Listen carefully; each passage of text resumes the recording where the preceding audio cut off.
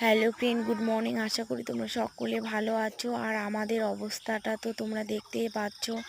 কালকে রাতটা সবার এতটা ভয়ে কাটিয়েছে, সবাই কান্না করেছে, সবাই সবাইকে ডাকিয়েছে, কিন্তু কেউ কারো ডাক শোনেনি। দেখো, সবার বাড়িতে গাছ ভেঙে পড়েছে, কারেন্টের খুঁটি অনেকটা ক্ষতি হয়ে গেছে, সবার ধান নষ্ট হয়ে গিয়েছে। সব কে কোথায় কাকে বাঁচাতে যাবে, রাস্তাঘাট সব বন্ধ। আর কালকে তোমাদের দাদাভাইও ছিল না। আমি দুই ছেলেকে নিয়ে অনেকটা ভয়ে কাটিয়েছি।